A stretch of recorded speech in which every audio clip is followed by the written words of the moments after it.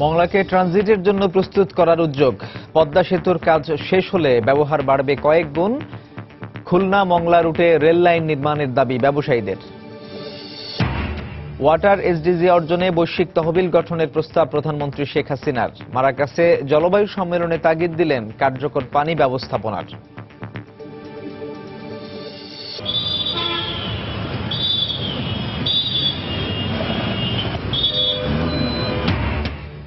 যানজটের নগরী ঢাকার রাস্তার গাড়ি নিয়ন্ত্রণ হচ্ছে ট্রাফিক পুলিশের হাতের ইশারায়। ফেব্রুয়ারিতে চালু হচ্ছে রিমোট নিয়ন্ত্রিত সিগন্যাল বাতি, সফলতা নিয়ে সংশয়। রাতের অন্ধকারে কবর থেকে চুরি হচ্ছে কঙ্কাল। মেডিকেল শিক্ষার্থীদের কাছে বেশি লাভে বিক্রি করছে সংঘবদ্ধ চক্র। আইনের যথাযথ প্রয়োগের তাগিদ। এবং 500 ও 1000 রুপির পুরনো ভারতীয় নোট বাতিলের সিদ্ধান্তের পর ভোগান্তিতে বাংলাদেশি পর্যটকরা। মিলছে না বৈধভাবে ভাঙানো নতুন নোট।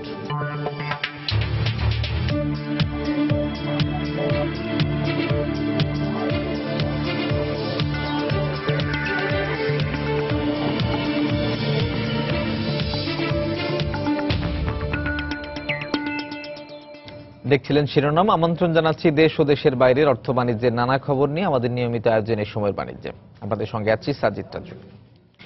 দেশের দ্বিতীয় সমুদ্র বন্দর মংলাকে ট্রানজিটের জন্য প্রস্তুত করতে এবং অবকাঠামো সম্প্রসারণে 4000 কোটি টাকার প্রকল্প নিয়েছে সরকার। নৌ পরিবহন মন্ত্রী জানান, মংলা বন্দরের পূর্ণাঙ্গ অবকাঠামো নির্মাণ ও পদ্মা সেতু হয়ে গেলে এই বন্দরের ব্যবহার অনেক বাড়বে। ব্যবসায়ীরা এই জন্য আনুষঙ্গিক অবকাঠামো ও খুলনা থেকে মংলা পর্যন্ত দ্রুত রেল লাইন তৈরির আহ্বান জানিয়েছেন। আরো জানাচ্ছেন হাজিরা শিউলি। মংলা দেশের দ্বিতীয় সমুদ্র বন্দর হলেও তৈরি পোশাক সহ সিংহভাগ পণ্য রপ্তানি ও আমদানি হয় চট্টগ্রাম সমুদ্র বন্দর দিয়ে। ব্যবহারকারীদের অভিযোগ, ফেরি সমস্যা, বন্দর চ্যানেলের অগভীরতা ও আনুষঙ্গিক অবকাঠামো না থাকায় চট্টগ্রাম বন্দরে ক্রমশ কন্টেনার হ্যান্ডলিং বাড়লেও অধিকাংশ সময় মংলা বন্দরের জেটি খালি পড়ে থাকে। ফলে এই বন্দর দিয়ে তেমন কোনো পণ্য রপ্তানি না হওয়ায় সক্ষমতার 50% ব্যবহার হচ্ছে না। এই অবস্থায় ভারত, নেপাল ও ভুটানের মংলা বন্দর ব্যবহারের বিষয়টি মাথায় রেখে এই বন্দরের আধুনিকায়নে নজর দিয়েছে সরকার। নেপাল, ভুটান তারা যেহেতু এই মংলা বন্দর তারা ব্যবহার করবে, সেই জন্য তাদেরও তো ফ্যাসিলিটি ডেভেলপ করতে হবে। তাদের জন্য আমাদের যাতে আমদানি রপ্তানি আরো হতে পারে সেই সুযোগটা বৃদ্ধির জন্য আমাদের কাজগুলো করতে হচ্ছে। জেটি বা টার্মিনাল নির্মাণ হবে, এখানে ইয়ার্ড হবে, রাস্তা 4 লেন হবে, 5 এবং 9 নম্বর জেটিকে সম্প্রসারণ এবং সেগুলো খনন ইত্যাদি।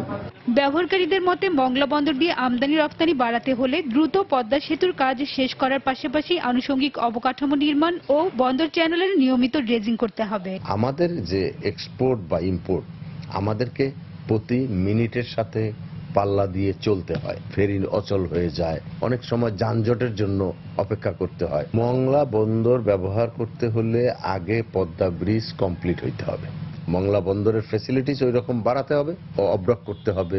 রেল যোগাযোগের জন্য রেল ইয়ার্ড তৈরি করতে হবে এবং ড্রেজিংটা যেভাবে চলছে সেভাবে কন্টিনিউয়াস ড্রেজিং চলবে। তাহলে সরকারের রাজস্ব আয় হবে। 1 লাখ টিউএস কন্টেনার হ্যান্ডলিং এর সক্ষমতা থাকলেও বর্তমানে বছরে মাত্র 41,000 টিউএস হ্যান্ডলিং করে মংলা বন্দর। হাজিরা শিউলি, সময় সংবাদ, ঢাকা।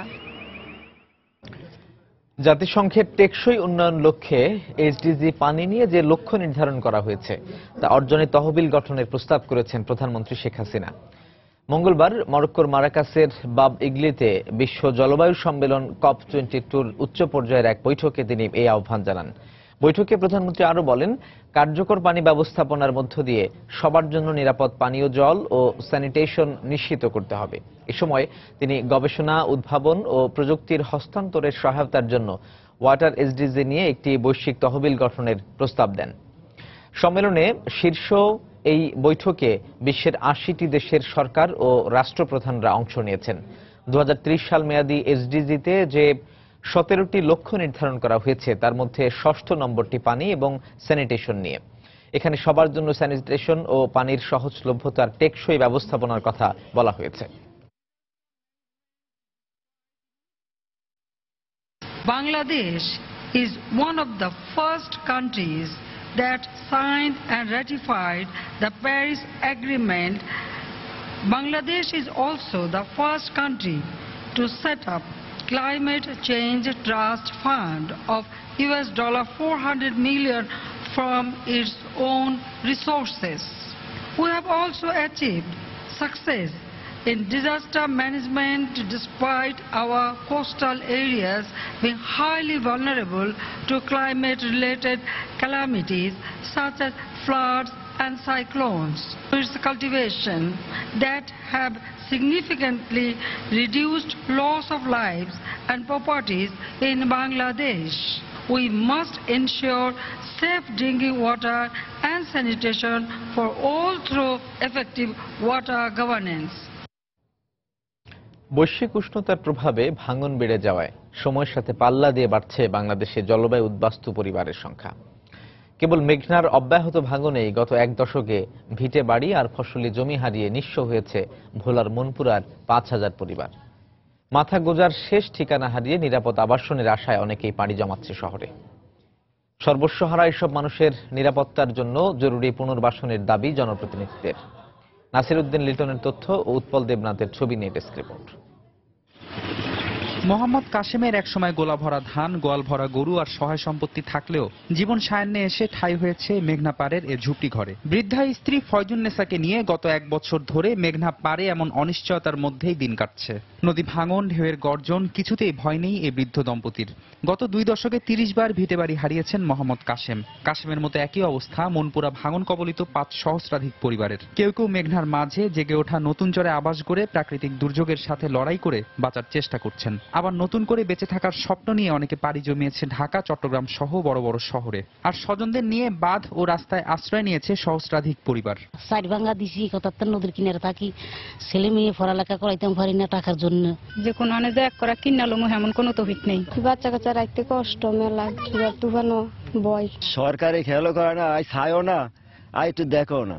নদী ভাঙনের কারণে জলবায়ু উদ্বাস্তুর সংখ্যা বাড়ছে জানিয়ে এদের পুনর্বাসনের দাবি জানিয়েছেন এই জনপ্রতিনিধি। মনপুরার আশেপাশে পর্যাপ্ত চর আছে, এই চরগুলি যদি আমরা এদের মাঝে বন্দোবস্ত দিতে পারি, সরকার যদি সেই সুবিধাটা দেয়, আমরা যদি এদেরকে পুনর্বাসন করতে পারতাম এই চরগুলিতে, তাহলে মানুষগুলি গৃহহান হইতো না। আশ্রয়ের অভাবে অনেকে স্থানান্তরিত হচ্ছে উল্লেখ করে উপজেলার শীর্ষ কর্মকর্তা বলেন, আশ্রয়ন প্রকল্প ও গুচ্ছগ্রামের মাধ্যমে এদের পুনর্বাসনের ব্যবস্থা করা হবে। আমাদের অলরেডি সেখানে কতগুলো আশ্রয়ন আবাসন আছে, এই ইতিমধ্যে 3টি গুচ্ছগ্রাম এবং একটা আশ্রয়ন প্রকল্প প্রস্তাব পাঠানোর জন্য আমার কাছে এসেছে। আমি সেটা নিজে দেখব। সেই জায়গাটার মালিকানা নিয়ে একটা সমস্যা আছে, মালিকানা ঠিক করতে পারলে এটারও প্রস্তাব পাঠিয়ে দিব। গত 2 বছরে মনপুরা ইউনিয়নের 9টি ওয়ার্ডের মধ্যে 4টি মেঘনার ভাঙনে সম্পূর্ণ বিলীন হয়ে গেছে। এতে 3000 একর ফসলি জমি সহ ভিটেবাড়ি হারিয়েছে 2300 পরিবার। সময় সংবাদ, ভোলা। যান চলাচল নিয়ন্ত্রণে যখন বিশ্বের উন্নত দেশগুলো স্বয়ংক্রিয় সিগন্যাল সহ নানা প্রযুক্তি ব্যবহার করছে, তখন ঢাকা শহরের গাড়ি নিয়ন্ত্রণে প্রধান ভরসার নাম ট্রাফিক পুলিশের হাতের ইশারা। ঢাকার রাস্তায় চলাচলকারী প্রায় 10 লাখ গাড়ি নিয়ন্ত্রিত হচ্ছে এই হাতের ইশারাতেই। 1.5 যুগ আগে কোটি কোটি টাকা ব্যয়ে স্থাপিত সিগন্যাল ব্যবস্থা পড়ে আছে অব্যবহৃত অবস্থাতে।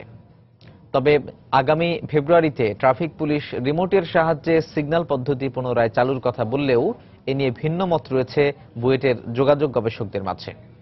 সাইদুল ইসলামের তোলা ছবিতে মাহমুদ রাকিবের রিপোর্ট। চলছে গাড়ি, চলছে ট্রাফিক পুলিশের হাতের ইশারা।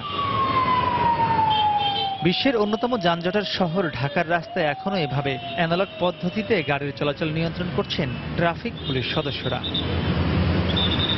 তাদের অভিযোগ, চালকদের হাতের ইশারা না মানার প্রবণতার কারণে যানজট বাড়ার পাশাপাশি দায়িত্বরত ট্রাফিক পুলিশরাও প্রায় দুর্ঘটনার শিকার হচ্ছেন। ট্রাফিক তখন সিগন্যাল হাত দিয়ে বন্ধ করে, তখন একটা ঝুঁকি থাকে, যদি গাড়ি ব্রেক ফেল করে তাহলে নির্ঘাত অ্যাক্সিডেন্ট হবে। গাড়ির ড্রাইভার হাতে ব্যাকহেলি থাকাতে ব্রেক করতে পারে না, অনেক সময় তাই গায়ের উপর উল্লে দেয়। চালকরা বলছেন, ট্রাফিক পুলিশের খামখেয়ালির জন্যই কমছে না যানজট, তাই দ্রুত স্বয়ংক্রিয় সিগন্যাল পদ্ধতি চালুর দাবি তাদের। লাইট ধরেন আমি দূরে থেকে দেখতে পারতেছি, হাত তো ধরেন দূরে থেকে দেখা যায় না। ক্যান্টনমেন্ট এরিয়া, ওটা দেখা যাচ্ছে ইলেকট্রিক সিগন্যাল, সবাই ওটাকে মেনটেন করে চলে, আর রাস্তায় আপনার জ্যাম জটও সৃষ্টি হয় না। একটা গাড়ি গেলে, বিএপি গাড়ি গেলে ওটা ছাইড়া দেয়, আমাকে ওই যে পাবলিকে মনে করেন প্যাসেঞ্জারে মনে করেন জ্যামে পড়লে মনে করেন মিটারে টেকা ওঠে, হাতের কারণে জটলাগুলা হচ্ছে। অটোমেটিক হলে আমরা সবাই হলুদের সময় সতর্ক হয়ে লালের সময় দাঁড়ায় যেতাম। 2001 সাল থেকে এ পর্যন্ত বিশ্বব্যাংকের সহায়তায় প্রায় 50 কোটি টাকা ব্যয়ে নগরীর 70টি মোড়ে সিগন্যাল বাতি স্থাপন করা হয়, যা 2014 থেকে এ পর্যন্ত 3 বার পরীক্ষামূলকভাবে চালু করা হলেও পূর্ণাঙ্গভাবে আজও তা আলোর মুখ দেখেনি। তবে যানজট কমাতে আগামী ফেব্রুয়ারি থেকে রাজধানীর 100টি মোড়ে সিগন্যাল বাতির মাধ্যমে গাড়ি নিয়ন্ত্রণ করবে ট্রাফিক বিভাগ ও সিটি কর্পোরেশন, যেখানে প্রতিটি মোড়ে রিমোটের সাহায্যে সিগন্যাল বাতি নিয়ন্ত্রণ করবে ট্রাফিক পুলিশ। মেজর ইন্টারসেকশনের সিসিটিভি কন্ট্রোল আমাদের কন্ট্রোল রুমের সাথে আমরা নিয়ে নেব এবং আমাদের কন্ট্রোল রুম থেকে বসে আমরা ওই জাংশনের বাস্তব অবস্থা আমরা পর্যবেক্ষণ করতে পারবো। এটাকে স্বয়ংক্রিয় হওয়ার পাশাপাশি একটা রিমোট কন্ট্রোলও থাকা দরকার। কোন একটি রাস্তায় দেখা যাচ্ছে যে খুব বেশি সংখ্যক গাড়ি জমা হয়ে যাচ্ছে, যানজট হয়ে যাচ্ছে, যাতে দ্রুত সেটাকে পাস করা যায়। তবে বুয়েটের গবেষকরা বলছেন, কেন্দ্রীয়ভাবে না করে মোড় কেন্দ্রিক গাড়ি নিয়ন্ত্রণ করলে সমস্যার টেকসই সমাধান হবে না। এক একটা ইন্টারসেকশন ইন্ডিপেন্ডেন্ট না। আমি একটা থেকে গ্রিন পেয়ে দেখবেন আরেকটা রেড, তাহলে দেখা যাবে এটা আসলে সমন্বিত আমরা বলি না। আমরা টোটাল নেটওয়ার্কিং নিয়ে চিন্তা করতে চাই, তাহলেই সমাধান সম্ভব।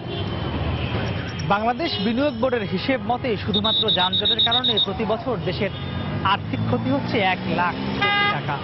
তাই স্বয়ংক্রিয় হোক কিংবা রিমোট ব্যবহারের মাধ্যমে হোক, ঢাকার রাস্তার বিপুল সংখ্যক গাড়ি নিয়ন্ত্রণে যে পুনরায় সিগন্যাল পদ্ধতি চালু করা উচিত, সে বিষয়ে একমত সব পক্ষই। তবে কোটি কোটি টাকা ব্যয়ে চালু করতে যাওয়া সিগন্যাল পদ্ধতি যাতে বাস্তবসম্মত ও ফলপ্রসূ হয়, সেদিকেই কর্তৃপক্ষকে সবার আগে সজাগ দৃষ্টি রাখা উচিত বলে মনে করেন যোগাযোগ বিশেষজ্ঞরা। মাহমুদ রাকিব, সময় সংবাদ, ঢাকা। মৃত্যুর পর মানুষের শেষ জায়গা কবরস্থান, কিন্তু সে জায়গা থেকে নিরাপদ মৃতদেহ। রাতের অন্ধকারে কবর থেকে চুরি হচ্ছে কঙ্কাল, পরে অধিক লাভের আশায় তা বিক্রি হয়ে যাচ্ছে মেডিকেল শিক্ষার্থীদের কাছে। বিশেষজ্ঞরা বলছেন, অধিক মুনাফা এবং আইনের যথাযথ প্রয়োগ না থাকার কারণেই ঘটছে এসব ঘটনা। শাহরিয়ার জামান দ্বীপের রিপোর্ট। রাজধানীর জুরাইন কবরস্থান। সময় টিভির অনুসন্ধানে এখানে এমন 8 থেকে 10টি কবর পাওয়া যায়, যেগুলোর ভিতরে কোনো মৃতদেহের চিহ্নও খুঁজে পাওয়া যায়নি। এলাকাবাসী জানান, গেল রোজারিদের আগে কবরগুলোয় বেওয়ারিশ মৃতদেহ দাফন করা হয়েছিল। মাত্র কয়েক মাসের ব্যবধানে সংঘবদ্ধ চক্র কঙ্কালগুলো চুরি করে নিয়ে গেছে। প্রথমে কবর থেকে কঙ্কাল চুরি যাওয়ার কথা অস্বীকার করলেও পরে তা স্বীকার করেন কবরস্থানের নিরাপত্তা রক্ষীরা। এটা কবর থেকে এটা মানুষের হাড্ডিবিডি নেওয়া, এটা অমানুষের কাজ না। যতক্ষণ আমাদের চোখের সামনে, এখন অজান্তে যদি কেউ কিছু করে ফেলে সেটা হলো তার। তবে কবর থেকে কঙ্কাল চুরি সংঘবদ্ধ চক্রের এক সদস্য জানায়, রাতের অন্ধকারে অনেকের যোগসাজশেই চুরি করা হয় কঙ্কাল। কবরগুলোর খুদি যেগুলোর নাম ঠিকানা নাই, কোনো পাওয়া যায় না, 5 মাস হয়ে গেছে, ওগুলা থেকে আমরা বিশেষ করে এগুলা সংগ্রহ করে কবরটা থেকে উঠাই। এরপরে আবার যেভাবে ছিল আমরা ওই কঙ্কাল উঠানোর পরে ওগুলো আবার ওইভাবে রেখে দিই। সম্প্রতি রাজধানী মিরপুর থেকে কঙ্কাল চুরি চক্রের কয়েকজন সদস্যকে গ্রেফতার করে আইন শৃঙ্খলা রক্ষাকারী বাহিনী। তাদেরকে রিমান্ডে নিয়ে পাওয়া যায় চাঞ্চল্যকর নানা তথ্য। একটা গ্রুপ আছে যারা লাশ কালেকশন করে, আর একটা প্রসেস করে, আরেকজন বাজারজাত করে। বৃহত্তর ময়মনসিংহ বেস কিছু লোক থেকে তারা কালেকশন করতো। যারা সরবরাহের সাথে জড়িত এই লোকগুলোকে আমরা ধরলে অ্যাকচুয়ালি কিভাবে তারা সংগ্রহ করে আর কোথায় তারা প্রসেস করে, এই দুটি বিষয় সম্পর্কে আমরা জানতে পারবো। মূলত এসব কঙ্কাল সরবরাহ করা হয় সরকারি বেসরকারি মেডিকেল কলেজে। দেশে 99টি মেডিকেলে প্রায় 10,000 শিক্ষার্থীর শিক্ষা কার্যক্রমের জন্য প্রয়োজন প্রচুর কঙ্কালের। চাহিদা অনুযায়ী সরবরাহ না থাকায় কবরস্থান থেকে কঙ্কাল চুরির ঘটনা ঘটছে। বিদেশে ওরা আর্টিফিশিয়াল লিম্ব তৈরি করে বা আর্টিফিশিয়াল কঙ্কাল তৈরি করে, সেগুলো খুব কস্টলি। নিম্নবিত্ত এবং আপনার এই মধ্যবিত্ত যে শ্রেণী, তাদের পক্ষে আসলে এগুলো অ্যাফোর্ড করা সম্ভব না। ব্যবসায়িক আইটেমে পরিণত হয়ে গেছে কঙ্কাল মেডিকেল ছাত্রদের এই চাহিদার কারণে। চাহিদা বেড়ে গেছে কঙ্কালের দাম। আগে যেখানে এক একটি কঙ্কাল বিক্রি হতো 10,000 টাকায়, বর্তমানে সেটি বিক্রি হচ্ছে 40,000 টাকায়। শাহরিয়ার জামান দ্বীপ, সময় সংবাদ, ঢাকা। চিকিৎসক ও জনবল সংকটের কারণে রংপুরের মিঠাপুকুর স্বাস্থ্য কমপ্লেক্সে চিকিৎসা সেবা থেকে বঞ্চিত হচ্ছেন সাধারণ মানুষ। অথচ অত্যাধুনিক অপারেশন থিয়েটার, জরুরি প্রসূতি সেবা কেন্দ্র সহ অন্যান্য সুযোগ সুবিধা রয়েছে কমপ্লেক্সটিতে। কিন্তু জনবলের অভাবে, অযত্ন অবহেলাতে নষ্ট হচ্ছে লাখ লাখ টাকার সরঞ্জাম। শাকিল মাহমুদের ক্যামেরায় মানিক সরকারের রিপোর্ট। প্রায় 7 লাখ মানুষের স্বাস্থ্য সেবার জন্য গড়ে তোলা হয় রংপুরের মিঠাপুকুর উপজেলা স্বাস্থ্য কমপ্লেক্স। 1999 সালে এটিকে 31 থেকে 51 শয্যায় উন্নীত করা হলেও বাড়েনি চিকিৎসক সহ অন্যান্য জনবল। 21 চিকিৎসকের পদের বিপরীতে কর্মরত আছেন 11 জন, আর 21 সেবিকার পদে আছেন 17 জন। একই চিত্র তৃতীয় ও চতুর্থ শ্রেণীর কর্মচারীদের ক্ষেত্রেও। এতে স্বাস্থ্য সেবা থেকে বঞ্চিত হচ্ছেন এলাকার মানুষ। চিকিৎসকরা বলছেন জনবল সংকটের কারণে তাদের হিমশিম খেতে হচ্ছে। ভর্তি হওয়ার পরে এখন ওষুধ চাইতেছি, ওষুধ নাই, সব কিনে নিয়ে আসতে হয়। এখান থেকে জাস্ট একটা নর্মাল স্যালাইন দিচ্ছে, কলেরা স্যালাইনদের কিচ্ছু দেয় না সেরকম। ডাক্তার দিনের মধ্যে একবার রাউন্ড দেয়, সকালে যদি রাউন্ড দেয় আবার বিকেলে থাকে না। যদি 50 শয্যার জনবলকে আমাদের এখানে দেওয়া হয়, আমরা মনে হয় যে সেবা প্রদান করছি তার চেয়ে আমরা আরো ভালো সেবা প্রদান করতে পারবো। অত্যাধুনিক অপারেশন থিয়েটার, এক্স-রে ও ইসিজি মেশিন, জরুরি প্রসূতি সেবা কেন্দ্র সবকিছুই রয়েছে কমপ্লেক্সটিতে। আছে পূর্ণাঙ্গ একটি dental unit, ultrasonogram, ECG, steam steriliser এবং সার্জারিতে ব্যবহৃত শাকার মেশিন সহ অটোক্লেভ। কিন্তু জনবল অভাবে এ সবকিছুই অযত্ন অবহেলায় পড়ে থাকতে থাকতে নষ্ট হতে চলেছে। আমরা এখানে একটা ভালো ডাক্তার, অপারেশনের ডাক্তার আমরা এখানে চাই। আমরা যে তাড়াতাড়ি এখানে একটা এক্সরে করব এরকম কোনো ব্যবস্থা পাই না। সার্জারি কনসালট্যান্ট এখানে পোস্টিং আছে, কিন্তু উনি ডিজি অফিস থেকে অর্ডার করে নিয়ে রংপুর মেডিকেলে আছেন। এক্সরে টেকনিশিয়ান দীর্ঘদিন থেকেও উনিও ডিপুটেশনে আছেন রংপুর মেডিকেল কলেজ হাসপাতালে। ওটিতে যে কাজ চলতো সেই ওটিও আমার অচল। স্বাস্থ্য বিভাগের জেলার এই শীর্ষ কর্মকর্তা সমস্যা সমাধানে উদ্যোগের কথা জানিয়ে বলেন কিছুটা সমন্বয়হীনতা রয়েছে। ওটি থেকে শুরু করে অন্যান্য যে ব্যবস্থা সবগুলোই কিন্তু পর্যাপ্তভাবে আছে, শুধু কিছুটা সমন্বয়, কিছুটা রোগবলের অভাব। 51 শয্যার এই হাসপাতালটিতে এখন প্রতিদিন 60 থেকে 70 জন রোগী ভর্তি থেকে চিকিৎসা সেবা নিচ্ছেন। মানিক সরকার, সময় সংবাদ, রংপুর। কুড়িগ্রামে এখন সন্ধ্যা থেকে ভোর পর্যন্ত পড়ছে হালকা কুয়াশা। ভোরের শিশির ভেজা ঘাস, ভাসমান ভাপা পিঠার দোকান, লেপ তোশক তৈরির ধুম, আর কম্বল, সোয়েটার, জ্যাকেট, কোট সহ নানা শীতবস্ত্রের পসরা জানান দিচ্ছে শীত এসেছে। এই অবস্থায় অতি দরিদ্র মানুষরা দুশ্চিন্তায় পড়লেও শীতবস্ত্রের অভাবে যাতে তারা কষ্ট না পান সেজন্য আগাম প্রস্তুতি নেওয়া হচ্ছে বলে দাবি জেলা প্রশাসনের। মুমিনুল ইসলাম মঞ্জুর তথ্য ও বেলাল হোসেনের তোলা ছবি নিয়ে ডেস্ক রিপোর্ট। উত্তরের জনপদ 16টি নদ নদী বিধৌত কুড়িগ্রামে এবার কার্তিকেই শীত পড়তে শুরু করেছে। কমছে সর্বোচ্চ এবং সর্বনিম্ন তাপমাত্রার ব্যবধান। ইতোমধ্যে তাপমাত্রার কাঁটা নিচের দিকে নামতে শুরু করেছে। বইতে শুরু করেছে উত্তরের হিমালয়ের ঠান্ডা হাওয়া। সন্ধ্যা থেকে ভোর পর্যন্ত হালকা কুয়াশার আস্তরণে ঢাকা পড়ে থাকছে চারদিক। দিনে গরম লাগলেও রাতে ঠান্ডা অনুভূত হচ্ছে। এই পরিস্থিতিতে অতি দরিদ্রদের পাশাপাশি চরগ্রামের মানুষেরা শীতবস্ত্র নিয়ে পড়েছেন দুশ্চিন্তায়। এখন কাতির মাস, তাতে ঠান্ডা ভাব লাগতেছে। এখন মাঘ মাস আছে, ছোঁয়া পর গরম কাপড় চোপড় কিনতে পারিনি। এখন কিভাবে তাই ছোঁয়া পাক নিয়ে থাকবো।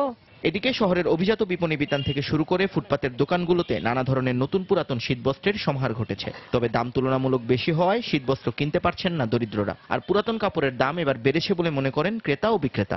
বাজারে তো গরম কাপড় আসছে, কিন্তু দাম বেশি। আমরা তো গরিব মানুষ, আমরা টাকা কোথায় পাবো? অত টাকা, মেলা টাকা দাম চায়। কাপড়ের দাম একটু বেশি কেন, গাড়ি মাল কম আর আমরা রেট বেশি দিয়ে আনি, এই কারণে কাপড়ের দাম বেশি। কষ্ট লাঘবে অতি দরিদ্র বিশেষ করে চরের অসহায় দুস্থ মানুষদের আগাম শীতবস্ত্র দেওয়ার জন্য সংশ্লিষ্ট কর্তৃপক্ষকে অনুরোধ জানিয়েছেন জনপ্রতিনিধি। শীতের সময় চরের মানুষগুলো বেশি কষ্ট পায়, তো এ কারণে আগাম তাদেরকে শীতবস্ত্র দেওয়ার জন্য ইতিমধ্যেই আমি উপজেলা প্রশাসনকে অনুরোধ জানিয়েছি। জেলার শীর্ষ কর্মকর্তা জানালেন শীত নিবারণে অতি দরিদ্র মানুষের সহায়তা দেওয়ার জন্য পর্যাপ্ত কম্বল উপজেলা পর্যায়ে মজুদ রাখা হয়েছে।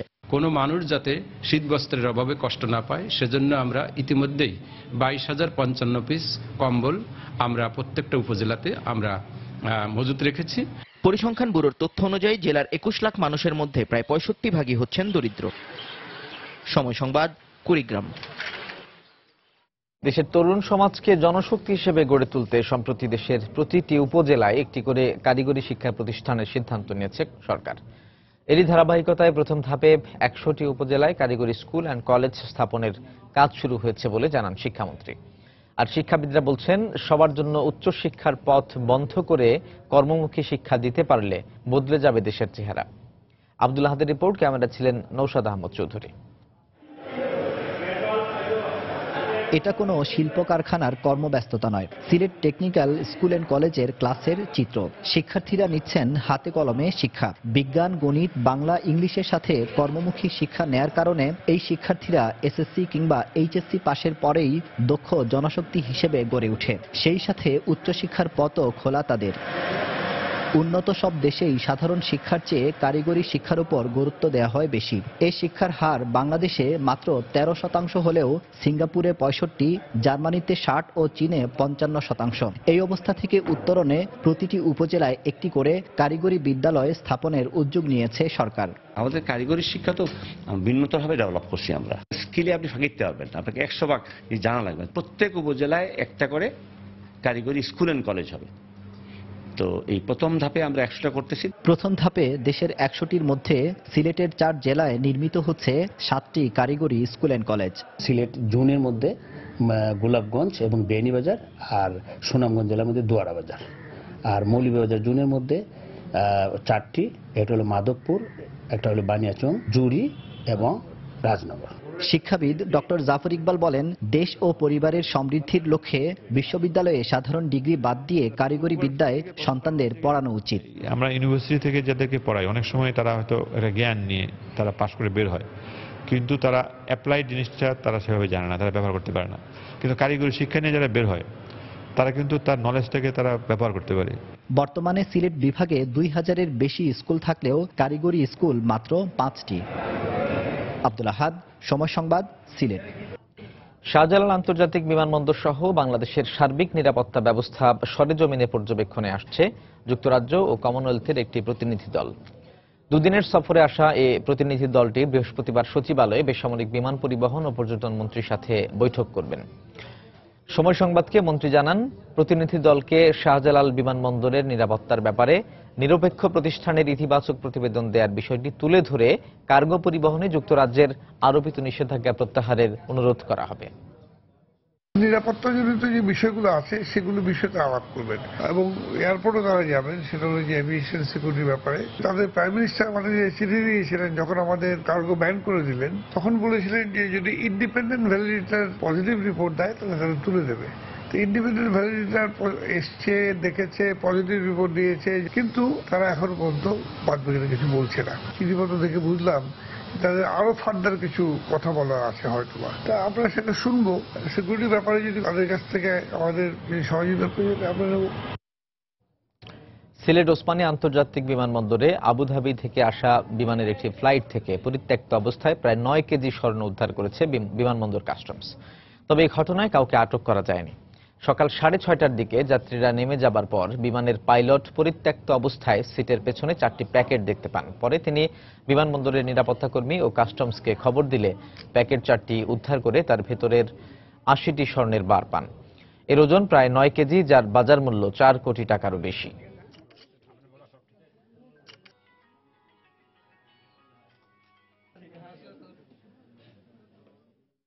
ভিআইপির যে সিটের পিছন থেকে আমরা উদ্ধার করি। এখানে 80টি স্বর্ণের বার আছে। প্যাসেঞ্জারদেরকে হয়তো এটা মাঝ পথে হয়তো এটা হয়তো ক্যারিয়ার হিসেবে দিয়ে দিত, যারা ঢাকা এয়ারপোর্ট দিয়ে ট্রানজিট দিয়ে বেরিয়ে যেত, ট্রানজিট প্যাসেঞ্জার হিসেবে বেরিয়ে যেত। বাংলাদেশ থেকে পাট পণ্য আমদানির ক্ষেত্রে অ্যান্টি ডাম্পিং শুল্ক আরোপের যে প্রস্তাব ভারত করছে তা দুঃখজনক বলে মন্তব্য করেছেন বাণিজ্যমন্ত্রী তোফায়েল আহমেদ। গতকাল রাজধানীর এক হোটেলে ডিসিসিআই আয়োজিত পাটপণ্য আমদানির উপর অ্যান্টি ডাম্পিং শুল্ক আরোপ বিষয়ে এক সেমিনারে তিনি এ মন্তব্য করেন। এ সময় দ্বিপাক্ষিক সম্পর্কের জন্য ভারত সরকার এই প্রস্তাব কার্যকর করবে না বলেও প্রত্যাশা করেন মন্ত্রী। আমাদের দ্বিপাক্ষিক যে বন্ধুসুলভ মনোভাব নিয়ে আমরা ব্যবসা বাণিজ্য করি, এটা যাতে বাধাগ্রস্ত না হয় সে ব্যাপারে অবশ্যই ভারতকে পদক্ষেপ নিতে হবে। আমাদের এই পাট পণ্যের উপরে এই অ্যান্টি ডাম্পিং আরোপ করাটা খুবই দুঃখজনক এবং আমি মনে করি অনতি বিলম্বে ভারত সরকার এটা প্রত্যাহার করে নেবে। 2013 সালে করা আইন রিক্রুটিং এজেন্সিগুলোকে নিয়ন্ত্রণ করতে পারলেও তা দালালদের দৌরাত্ম্য বন্ধে যথেষ্ট নয় বলে মন্তব্য করেছেন সুপ্রিম কোর্টের বিশিষ্ট আইনজীবী ডক্টর শাহদিন মালিক। গতকাল রাজধানীর সিরডাপ মিলনায়তনে আয়োজিত এক আলোচনা সভায় এমন মত প্রকাশ করেন তিনি। সচেতন হলে এবং প্রতারণার শিকার ব্যক্তি আইনের আশ্রয় নিলে এই সংক্রান্ত দুর্বলতা কাটিয়ে ওঠা সম্ভব বলে মন্তব্য করেছেন আলোচনায় অংশ নেয়া বক্তারা। 2013 সালে আইন পাশ হওয়া এই আইনের বেশ কিছু অসামঞ্জস্য তুলে ধরেন দেশের বিভিন্ন জায়গা থেকে আগত আইনজীবীরা। তাদের অভিযোগ, সাক্ষ্য প্রমাণের অভাবে অনেক মামলাই শেষ পর্যন্ত টেকে না, তাই ভুক্তভোগীরা সালিশের মাধ্যমে মীমাংসা করতে বেশি আগ্রহী। ঢাকা বিশ্ববিদ্যালয়ের অধ্যাপক তাসনিম সিদ্দিকী বলেন, অনেক আইনজীবীও আইনটি সম্পর্কে জানেন না। এদিকে প্রতারিত হলেও প্রতিকার না জানার কারণে অভিবাসী শ্রমিকরা মামলা করেন না বলে মন্তব্য বেসরকারি সংস্থার প্রতিনিধিদের। তারা বলেন, কাগজপত্রের বদলে দালালদের কথায় বিশ্বাস করেন অনেকে। প্রবাসী কল্যাণ মন্ত্রণালয়ের যুগ্ম সচিব জাবেদ আহমেদ বলেন, এখন দ্রুত বিচার আইনে অভিবাসীদের এসব মামলার বিচার করা সম্ভব।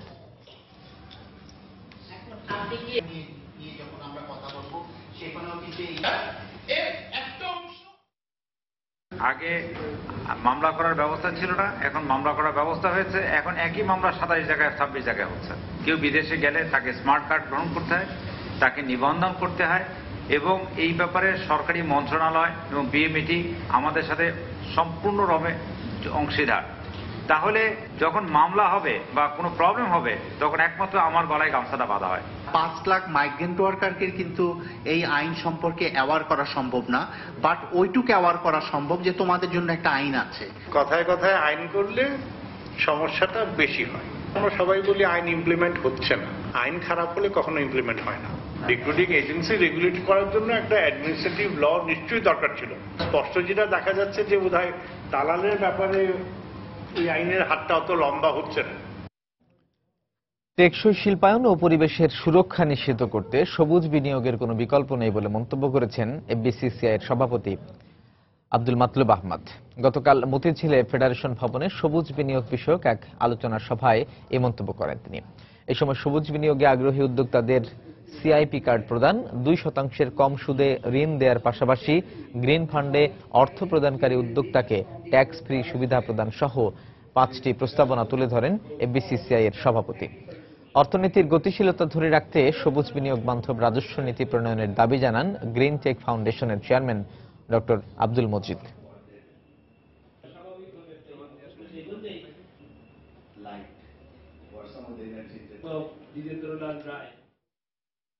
এমন ধরনের রাজস্ব নীতি হোক যেটা অর্থনীতিকে গ্রো করতে সাহায্য করে। We stress upon that a good and better coordination between the policy makers.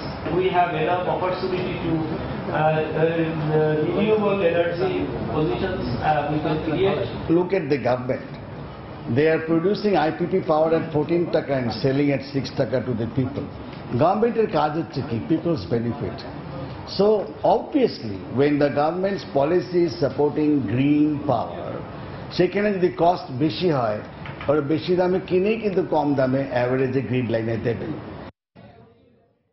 Dhaka বিশ্ববিদ্যালয় ক্যারিয়ার ক্লাবের উদ্যোগে ক্যাম্পাস ভিত্তিক নিয়োগ কার্যক্রমের উদ্বোধন করা হয়েছে। গতকাল ঢাকা বিশ্ববিদ্যালয়ের টিএসসি মিলনায়তনে এই কার্যক্রমের উদ্বোধন করা হয়। এই সময় এই কার্যক্রমের বিস্তারিত তুলে ধরেন ক্যারিয়ার ক্লাবের প্রেসিডেন্ট রাকিব হোসেন। এই কার্যক্রমের আওতায় যাচাই বাছাই শেষে 3টি পদে কর্মী নিয়োগ করবে কাজী আইটি সেন্টার লিমিটেড। উদ্বোধনের পর প্রাথমিক বাছাইয়ে অংশ নেন 600-র বেশি চাকরি প্রত্যাশী।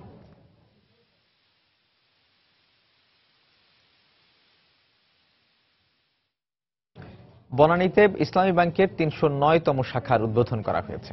রাজধানীর বনানীর একটি হোটেলে ব্যাংকের উদ্বোধনী অনুষ্ঠানে প্রধান অতিথি হিসেবে উপস্থিত ছিলেন ঢাকা উত্তর সিটি কর্পোরেশনের মেয়র আনিসুল হক। এছাড়াও উপস্থিত ছিলেন ইসলামী ব্যাংকের প্রধান নির্বাহী মোহাম্মদ আব্দুল মান্নান সহ ব্যাংকের ঊর্ধ্বতন কর্মকর্তারা। যে আমরা কিন্তু এক সময় বলা হতো যমুনার ওপারে যারা বাস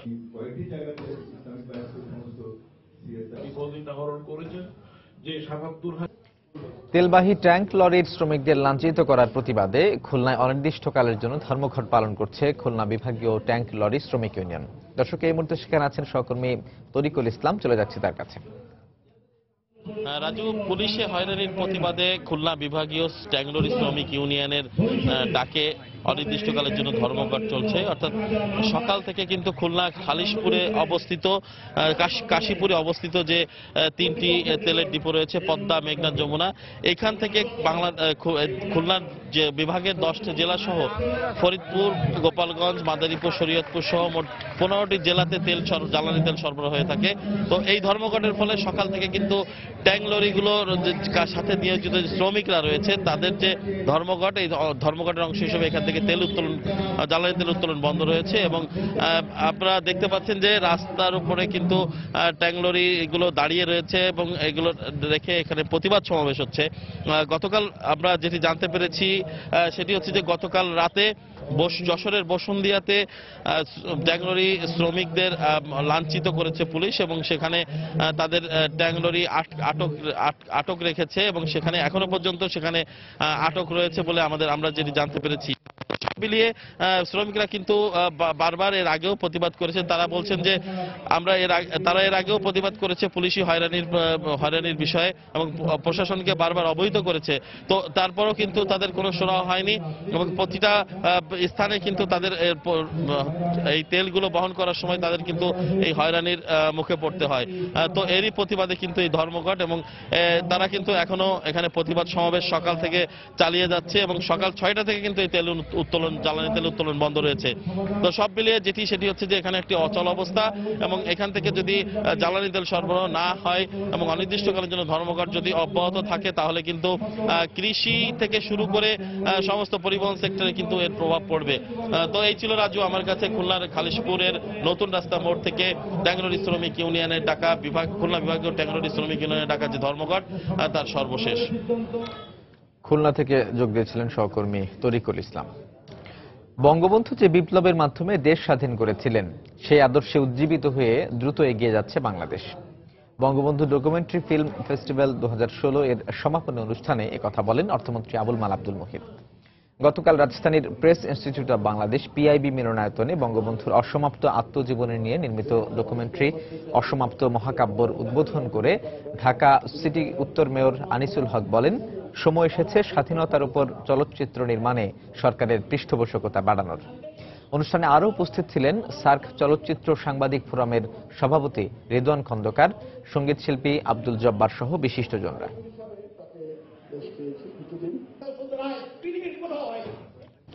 দেশের বাইরের অর্থ বাণিজ্যের খবর। 500 ও 1000 রুপির পুরনো ভারতীয় নোট বাতিলের সরকারি সিদ্ধান্তের পর নতুন নোটের অভাবে চরম দুর্ভোগে দিন কাটাচ্ছেন পশ্চিমবঙ্গে অবস্থানরত বাংলাদেশিরা। নোট দুটি বাতিল ঘোষণার পর থেকে বৈধভাবে ভাঙানো ডলার কিংবা রুপির নতুন নোটও পাচ্ছেন না তারা। আর এতে দুর্ভোগে পড়েছেন হাজারো বাংলাদেশি পর্যটক। কলকাতায় ভুক্তভোগী বাংলাদেশি পর্যটকদের দুর্ভোগের চিত্র তুলে ধরেছেন সুব্রত আচার্য। কলকাতার ধর্মতলার নিউ মার্কেট এলাকার এই হোটেল পাড়ার মুদ্রা বিনিময়ের দোকানগুলোর সামনে এইভাবেই নোটিশ ঝুলছে। বৈধ ডলার এবং রুপি ভাঙানোর সুযোগও বন্ধ। ভারত সরকার দেশের অভ্যন্তরে কালো টাকার দৌরাত্ম্য বন্ধ এবং জাল টাকার নোট ঠেকাতে যে 500 ও 1000 রুপির নোট বাতিলের ঘোষণা দিয়েছে তাতে দুর্ভোগে পড়েছেন সেখানে বেড়াতে যাওয়া হাজার হাজার বাংলাদেশি সহ বিদেশি পর্যটক। অনেকে কান্নাকাটি করছে এসে আমাদের কাছে যে আমরা দাদা 500 টাকা কমসে কম খুচরো, কিন্তু আমাদের কাছে আমরা ব্যাংকে 10,000 টাকা চেঞ্জ করে আনলে ওর থেকে কিছু 500 দিচ্ছি, ওরা ম্যানেজ করে চলছে। বাংলাদেশ লোক আসে, ওকে আমি বলছি কি আপনার আরবিআই যান, আরবিআই অনেক কাউন্টার আছে, ফরেন টুরিস্টকে একটু আলাদা কাউন্টার বি আছে, এখানে সোনালী ব্যাংক আছে, ওখানে বি নোট ডলার চেঞ্জ করছে, তো আপনার ওখানে যেতে পারবেন। Due to lack of information they also suffering. চিকিৎসার জন্য ভারতে গিয়ে টাকার এই সংকটে পড়ে নিজেদের তিক্ত অভিজ্ঞতার কথা জানান ঢাকার ইন্দিরা রোডের এই প্রবীণ দম্পতি। টাকা ভাঙাইতে না পারলে আমরা খাইতেও পারবো না, যাইতেও পারবো না। রাজধানী দিল্লিতে একটি সরকারি অনুষ্ঠানে যোগ দিতে যাওয়া ঢাকার প্রতিনিধি দলের সদস্যদেরও পোহাতে হয়েছে ভোগান্তি। দিল্লি কনফারেন্সে গিয়েছিলাম, সেখানে যাওয়ার পরে আমরা যখন বর্ডারে টাকা ভাঙাই নিয়ে আসি, ওইখানে যাওয়ার পরে তো 500 টাকা আর 1000 টাকা চলে না রুপি। তারপরে নিয়ে অনেক প্রবলেম হয়। এখানে ওই যে 500 টাকা 1000 টাকা যেটা এটা ভাঙতে দিতে পারছে না, তা আরেকটা হচ্ছে যে ডলার যে এন্ডোর্স করে নিয়ে আসছে আমরা সেটা ভাঙতে দিতে পারছি, কোনো জায়গায় ভাঙানোর সুযোগ নেই। আমাদের কাছে ডলার আছে, ওনারা ডলারও নিচ্ছে না। আর হলো আমরা ব্যাংকে গিয়েছিলাম ডলার ভাঙাতে, ব্যাংকওয়ালারা বলেছে যে ডলার ভাঙানো যাবে না, আমাদের কাছে 2000 রুপি পুরানো ছিল, ওইটাকে ওনারা 2000 মানে নতুন 2000 রুপি দিয়েছে। ভারত সরকারের দেয়া নতুন 2000 টাকার নোট পেলেও অনেক বাংলাদেশি পর্যটক সেই নোট দিয়ে গাড়ি ভাড়া কিংবা খাবার কিনতে পারছেন না খুচরা টাকার অভাবে। সময় সংবাদ, কলকাতা। প্রাকৃতিক দুর্যোগের কারণে বিশ্বে প্রতি বছর নতুন করে আরো অন্তত 2,60,00,000 মানুষ দরিদ্রের তালিকায় যুক্ত হয়। বিশ্বব্যাংকের এক গবেষণা প্রতিবেদনে উঠে এসেছে এমনই তথ্য। দরিদ্র এই জনগোষ্ঠীর বেশিরভাগেরই বসতবাড়ি দুর্যোগপ্রবণ এলাকায়। দুর্যোগ কবলিত এসব মানুষ সরকারি বা কমিউনিটি পর্যায় থেকেও তেমন কোনো সহায়তা পান না। দুর্যোগপূর্ণ আবহাওয়া ও ভূমিকম্পের কারণেই মানুষ এবং বিশ্ব অর্থনীতির অন্তত 60% পর্যন্ত ক্ষতি হয়। বার্ষিক এই ক্ষতির পরিমাণ অন্তত $52,000 কোটি। তবে গবেষণায় দেখা গেছে বেশ কিছু দুর্যোগ ব্যবস্থাপনার উদ্যোগ নিলে প্রতি বছর $10,000 কোটি ক্ষতি এড়ানো সম্ভব।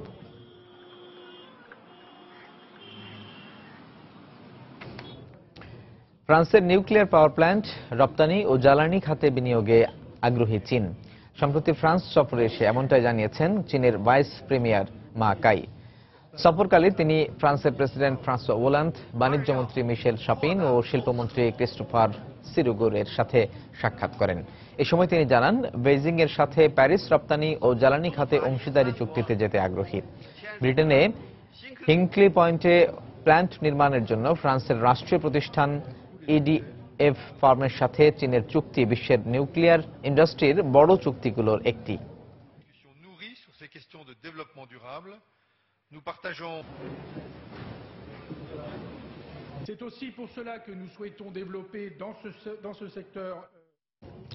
দর্শক, এ সময়ের বাণিজ্যের শিরোনামগুলো জানিয়ে দিচ্ছি আরো একবার। মংলাকে ট্রানজিটের জন্য প্রস্তুত করার উদ্যোগ। পদ্মা সেতুর কাজ শেষ হলে ব্যবহার বাড়বে কয়েক গুণ। খুলনা মংলা রুটে রেল লাইন নির্মাণের দাবি ব্যবসায়ীদের। ওয়াটার SDG অর্জনে বৈশ্বিক তহবিল গঠনের প্রস্তাব প্রধানমন্ত্রী শেখ হাসিনার। মারাকাসে জলবায়ু সম্মেলনে তাগিদ দিলেন কার্যকর পানি ব্যবস্থাপনার।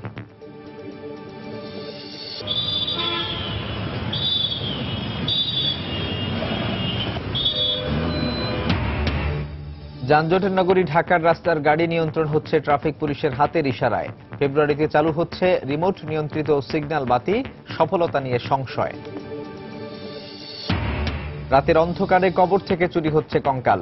মেডিকেল শিক্ষার্থীদের কাছে বেশি লাভে বিক্রি করছে সংঘবদ্ধ চক্র, আইনের যথাযথ প্রয়োগের তাগিদ। এবং 500 ও 1000 রুপির পুরনো ভারতীয় নোট বাতিলের সিদ্ধান্তের পর ভোগান্তিতে বাংলাদেশি পর্যটকরা, মিলছে না বৈধভাবে ভাঙানো নতুন নোট। এই ছিল এই সময়ের বাণিজ্যে। যে কোনো খবর পেতে ভিজিট করুন সময়নিউজ.tv। সঙ্গে থাকুন সময়।